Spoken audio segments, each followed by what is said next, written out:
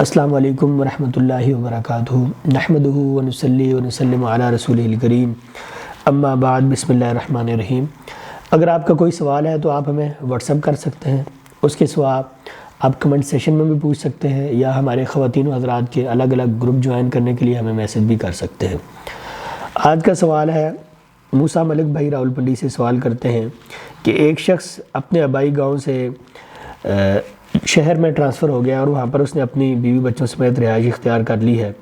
یا ایک شہر سے دوسرے شہر چلا گیا ہے، تو اب جب وہ اپنے آبائی علاقے آبائی گاؤں میں واپس آئے گا تو کیا وہاں پر وہ مکمل نماز ادا کرے گا یا پھر قصر یعنی آدھی نماز ادا کرے گا؟ دیکھیں، جب آپ اپنے گھر کو چھوڑ کر، اپنے گاؤں کو چھوڑ کر، اپنے شہر کو چھوڑ کر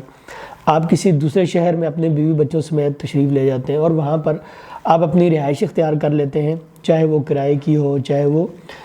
آپ کی ذاتی ہو یا جس طرح کی بھی ہو، آپ وہاں کے مقیم ہو جاتے ہیں اور جو آپ کا آبائی علاقہ ہے وہاں پر آپ مسافر شمار ہوتے ہیں، اس لیے کہ نبی کریم صلی اللہ علیہ وسلم نے مکہ سے ہجرت کی مدینہ کی طرف، آپ صلی اللہ علیہ وسلم کے ساتھ آپ کے صحابہ نے بھی ہجرت کی، تو آپ صلی اللہ علیہ وسلم کے گھر، آپ کے رشتہ دار، سسرال سب کچھ مکہ میں تھا، اور صحابہ کرام کا بھی یہی حال تھا کہ ان کی جائیدادیں، ان کی زمین، ان کے مکان سب کچھ وہ مکہ کے اندر تھے۔ لیکن جب انہوں نے مدینہ کی طرف ہجرت کی تو پھر جب کبھی بھی ان کا مکہ کی طرف آنا ہوتا حج عمرہ کے لیے یا ویسے کسی عزیز سے ملنے کے لیے یا کسی بھی غرض سے، تو وہ وہاں پر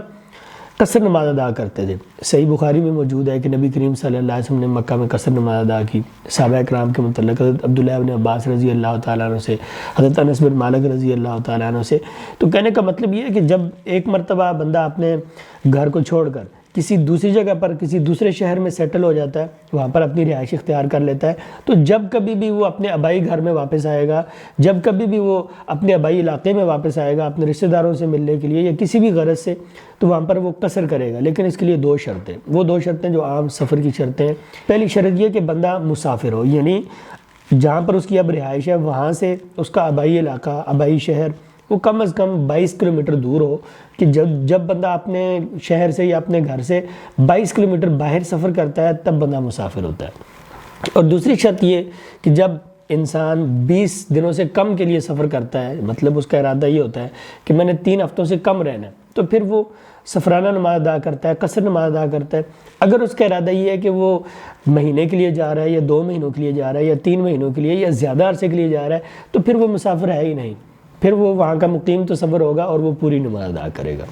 تو اگر یہ 2 شرطیں موجود ہیں اور اس کے بعد آپ اپنے آبائی گھر میں واپس آتے ہیں تو آپ کو چاہیے کہ آپ قصر نماز ادا کریں۔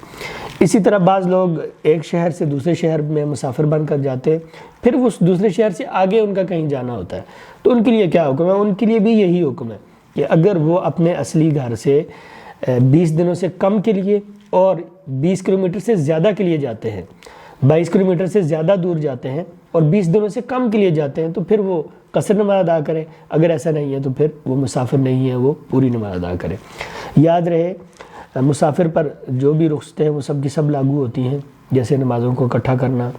اور نمازوں کو آدھا پڑھنا سوائے مغرب کے، اور اسی طرح روزے وغیرہ کی رخصت، تو ان سب سہولتوں سے مسافر فائدہ اٹھا سکتا ہے۔ اسی طرح جرابوں پر مسح کرنے کی جو مدت ہے اس میں توسیع 3 دن، تو ان سب چیزوں سے مسافر فائدہ اٹھا سکتا ہے۔